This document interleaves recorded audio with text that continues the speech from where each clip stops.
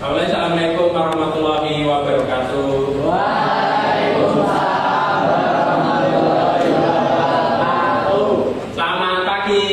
Pagi.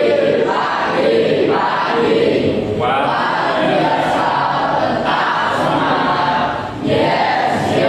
Tepuk tangan dulu. Kelas 9A, bagaimana kabarnya? Baik. Sehat semua ya? Alhamdulillah. Hari ini masuk semua? Kelas 9A? Enggak masuk satu. Tidak masuk satu. Dua orang. Siapa? Gali. Sakit. Terus? Erlita sakit. Ya. Semoga nanti yang sakit segera diberikan kesembuhan. Ya. Amin. Oke, dan bisa bergabung lagi dengan kita di sini ya. Kemudian tadi malam tidur jam berapa anak-anak? Jam 10? Jam 9? Ya, Alhamdulillah kalian tidur cepat ya. Jadi sesuai gerakan 7 kebiasaan ya, 7 kebiasaan anak Indonesia hebat. Sebelum kita memulai pembelajaran hari ini, Pak Koko punya kuis singkat ya. Nanti silakan dijawab sebisanya ya. Silakan dijawab pada buku tulis masing-masing. Silakan siapkan buku tulis masing-masing. Nanti di buku tulisnya nanti disobek ya. Tapi nanti ditulis dulu aja. Kita ditulis dulu di buku tulis. Jangan lupa tulis nama kelas, nomor absen dulu pada bukunya. Pada pertemuan hari ini kita akan belajar yang namanya berpikir komputasional pada bidang yang lain. Jadi tujuan pembelajaran kita hari ini, jadi kalian nanti dapat mengidentifikasi permasalahan nyata dalam bidang lain yang dapat diselesaikan dengan berpikir komputasional.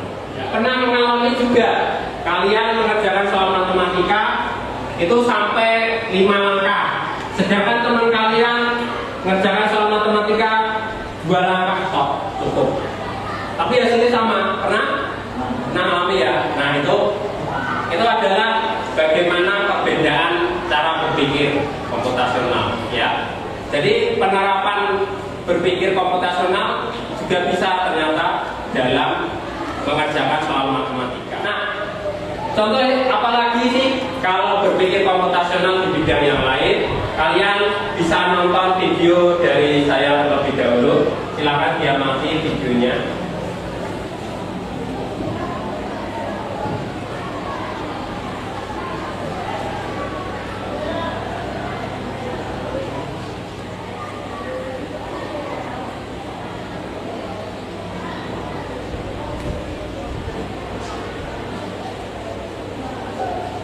Jadi, mungkin ada hubungannya dengan komputer ya? Iya, betul sekali.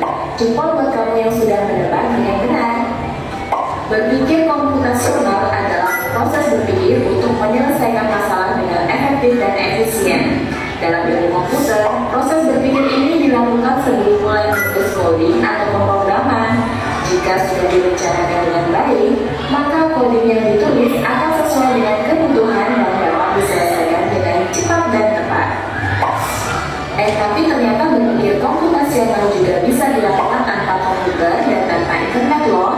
Malah sebenarnya kita pun sudah menerapkannya dalam kehidupan sehari-hari, mulai dari membaca buku, mencatat tugasan pelajaran, hingga menyiapkan tas untuk sekolah besok. Setelah menonton video barusan, sudah punya gambaran ya tentang berpikir komputasional. Mengingatkan kembali, ada berapa prinsip tadi? Ada 4 prinsip berpikir komputasional. Yang pertama, dekomposisi. Yang kedua, pengenalan pola. Yang ketiga, abstraksi. Yang keempat adalah algoritma. Jadi sebenarnya 4 prinsip ini sudah kita praktekkan pada kehidupan kita sehari-hari. Mulai dari dekomposisi ya. ketika kita menguraikan suatu masalah, ya. Tadi di video ditunjukkan ketika kalian dipasrai sebagai ketua panitia 17-an, maka langkah kita adalah ya dengan menguraikan itu harus dipilih ada seksinya di bawahnya, ya kan? Ada yang jadi bendara, ada yang jadi seksinya, ada yang jadi sekretarisnya. Contohnya itu di komposisi. Kemudian yang selanjutnya pengenalan pola. Tadi di video contohnya apa, anak-anak? Jemuran baju di rumah, ya kan? Maka kita harus mengenali, oh ini baju milik ayah, ini baju milik mama, ini baju milik kamu sendiri, ini baju adik atau kakak, ya kan? Kalau sudah bisa membedakan ini baju ayah, baju ibu, dan seterusnya, berarti sudah melaksanakan yang namanya pengenalan pola. Yang selanjutnya ada abstraksi di video tadi. Contohnya apa? Abstraksi. Fokus memilih yang penting saja, ya. Jadi kalau di kehidupan kita sehari-hari, kita pilih, misal memilah buku, tumpukan buku yang sudah tidak terpakai, mungkin dipilih mana yang masih digunakan, mana yang tidak, nanti bisa dijual ke penjual atau diluarkan itu kan. Kalau selanjutnya yang keempat adalah prinsip algoritma. Yang selanjutnya prinsip algoritma ini sebenarnya juga kalian lakukan saat kalian di dapur, yaitu memasak. Nah, memasak itu kalian menggunakan prinsip algoritma karena memasak itu harus urut. Apalagi kalau mengikuti resep, ya, mengikuti resep dari internet ataupun dari YouTube. Nah, itu ada langkah-langkahnya. Nah, kemudian bumbu-bumbunya yang perlu disiapkan juga. Nah, itu namanya algoritma. Jadi ada urutannya. Nah, selanjutnya anak-anak di sesi selanjutnya kalian akan berkelompok, ya, berkumpul dengan kelompok masing-masing. Kelompoknya yang sudah kita bagi, ya. Nanti berkumpul dalam kelompok mendiskusikan beberapa studi kasus, ya. Ada studi kasus pada bidang yang lain, ya. Ada 3 bidang, ada bidang IPA, bidang IPS, sama bidang matematika. Nah, kelompok kalian nanti silakan milih salah satu dari 3 bidang itu, ya. Matematika, IPA atau IPS, 3 itu. Nanti masing-masing kelompok pilih salah satu kasusnya. Kemudian nanti dalam kelompok diskusikan bagaimana masalah yang ada di situ. Kemudian silakan analisis berdasarkan 4 prinsip tadi: dekomposisi, pengenalan pola, abstraksi, dan algoritma. Nah, supaya di dalam diskusi nanti kalian akan lebih mudah bagaimana menerapkan 4 prinsip berpikir komputasional pada bidang yang lain. Nah, pada pertemuan hari ini fokus ke 3 bidang, ya, IPA, IPS, dan matematika. Nah, selanjutnya silakan berkumpul dulu dengan anggota kelompoknya. Silakan meja kursinya ditata, diputar, dan dihadapkan dengan kelompoknya. Silakan.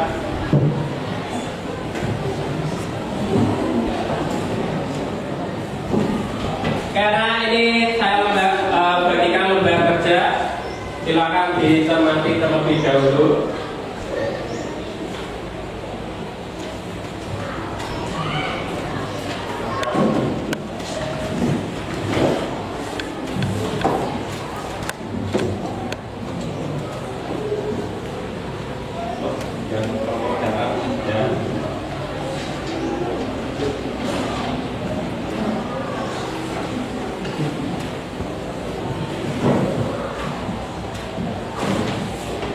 Ini saya bagikan juga untuk menjawab, ya, silakan.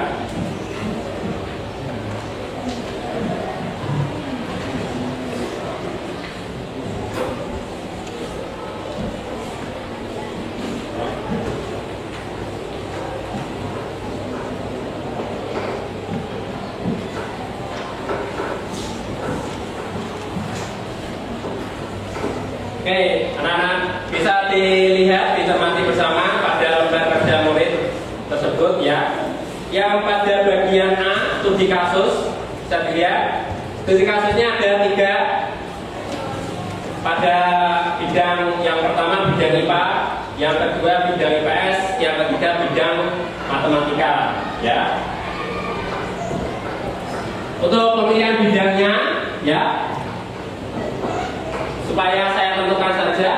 Untuk kelompok 1 bidang IPA, kelompok 2 bidang IPS, kelompok 3 bidang matematika, kelompok 4 bidang IPA, kelompok 5 bidang IPS ya. Silakan dicermati pada studi kasus tersebut. Itu ada ilustrasinya, dibaca sekilas dan dipahami. Kemudian mulai mendiskusikan dari yang B ya. Yang B, langkah-langkah diskusi tersebut. Nomor 1, mengidentifikasi masalah. Silakan tulis dari studi kasus tersebut pada bidang yang sudah dipilih tadi, sudah ditentukan tadi. Tulis masalah utamanya apa. Kemudian tulis juga sub masalahnya pada lembar kosong yang sudah saya bagikan tadi. Kemudian yang kedua adalah menganalisis masalah. Dibaliknya ya, dibalik. Menganalisis masalah dengan pendekatan berpikir komputasional. Jadi masalah yang sudah kalian tentukan tadi, kalian analisis berdasarkan 4 prinsip, yaitu dekomposisi, pengenalan pola, abstraksi, dan algoritma. Cara analisisnya bagaimana? Cukup menjawab dari pertanyaan yang sudah ada di tabel. Jadi pertanyaan di tabel ini dijawab saja ya, supaya memudahkan kalian analisisnya. Yang ketiga, menyusun dan menyajikan solusi ya. Kalian menulis kira-kira bagaimana solusi yang bisa kalian lakukan ya. Selanjutnya nanti kalau sudah kita presentasi ya. Silakan berdiskusi dengan kelompoknya.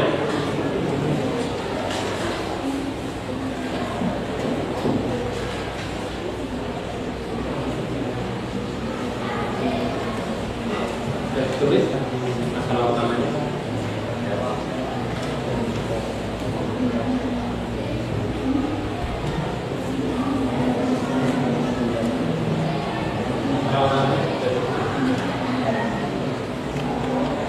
Jangan pakai masalahnya di ilustrasinya. Kenapa? Pemanasan.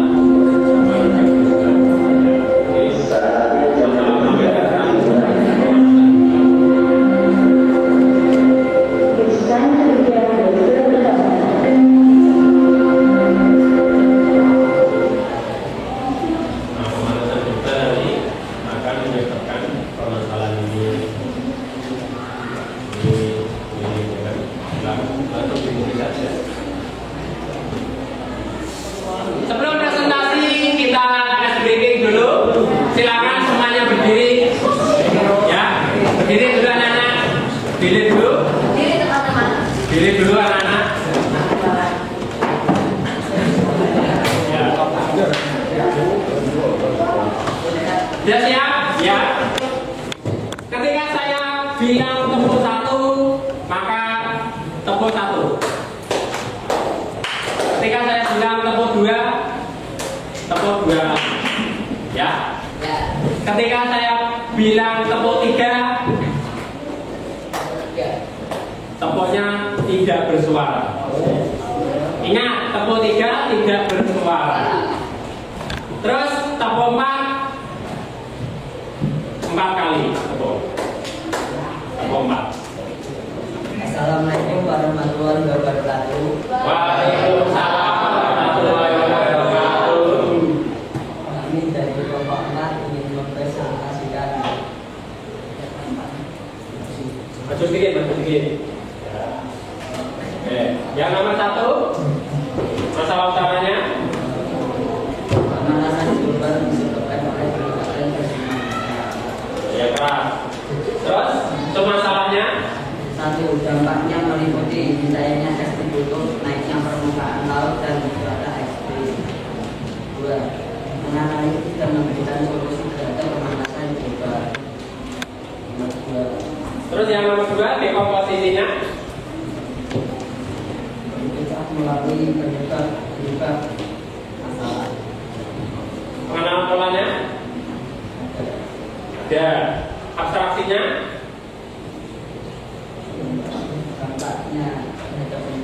dampaknya terhadap lingkungan, logi algoritma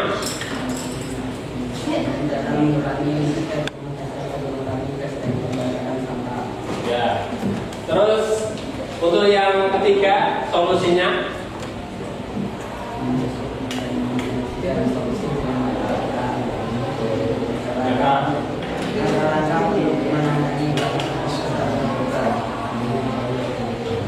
mengurangi penggunaan plastik. 2. Mendaur ulang barang yang masih digunakan. 3. Memilah sampah organik dan anorganik. Yang dari kelompok 4, Assalamualaikum warahmatullahi wabarakatuh. Waalaikumsalam warahmatullahi wabarakatuh. Oke, tadi kelompok berapa yang dapat bidang IPA? Kelompok 1 ya? Kelompok 1 ya? Bisa memberikan tanggapan kepada kelompok yang maju? Silakan. Baik. Gimana? Apakah ada perbedaan dengan hasil diskusi kelompokmu? Sama atau beda? Beda sedikit. Bedanya di mana? Bacakan Mas. Yang mana? Bagian yang mana? Solusi. Bedanya di abstraksi. Ya, silakan baca. Nanti tinggal-tinggal ya, kelompok yang maju ini umpan balik dari teman. Algoritmanya beda, silakan baca. Langkah-langkah pertama, menanam pada penyebabnya. 2. Dampak yang akan terjadi. 3. Bermusyawarah untuk menyelesaikan masalah. Ya, itu ya. Tinggal-tinggal ya. Jadi ada perbedaan pada algoritmanya. Kemudian untuk dari saya nanti langkah-langkahnya yang sudah disusun sudah baik, nanti tinggal dibuat dalam diagram alur yang baik, ya, dibuat flowchart, nanti desain pakai kanvas seperti itu bisa, ya. Oke anak-anak, ternyata dari berpikir komputasional 4 prinsip itu dekomposisi, pengenalan pola, abstraksi dan algoritma bisa kita gunakan untuk ya menyelesaikan masalah pada bidang yang lain, ya. Hari ini kalian berlatih dari bidang IPA, IPS dan matematika. Nah, nanti kalian bisa juga terapkan dan amalkan pada bidang yang lain, terutama pada kehidupan sehari-hari. Bisa ya anak-anak?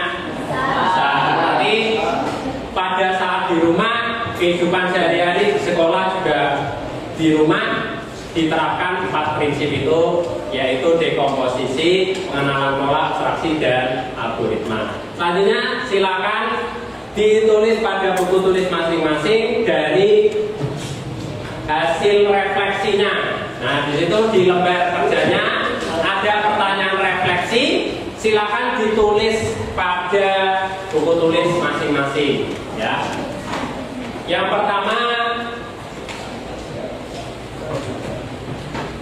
studi kasus yang dipilih apa? Ditulis. Kemudian yang kedua, manfaat menerapkan berpikir komputasional di bidang pelajaran lain. Yang ketiga, apa hal baru yang kamu pelajari hari ini? Tuliskan langsung jawabannya di buku tulis masing-masing. Semuanya menulis, menjawab, ya.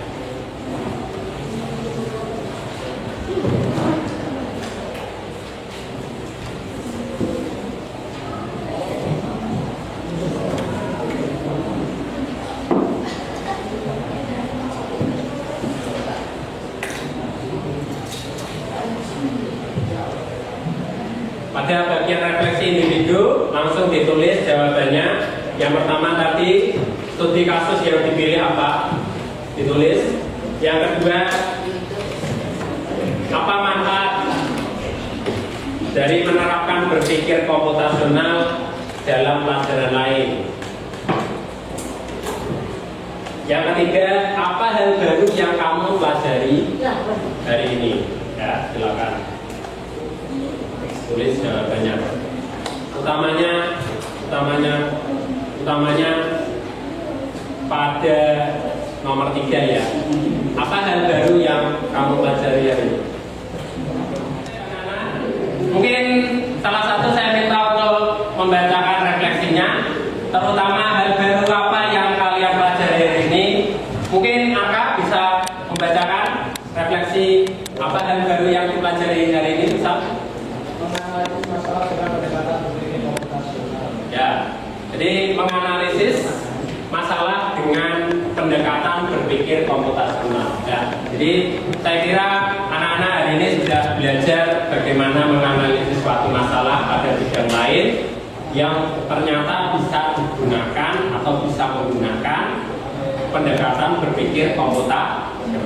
Ya, oke anak-anak, untuk pertemuan kita berikutnya, ya, kita akan membuat dari desain Canva, ya, dari solusi yang sudah kalian buat. Jadi solusi yang kalian sudah buat nanti dibuat skema atau diagram yang menarik melalui aplikasi Canva.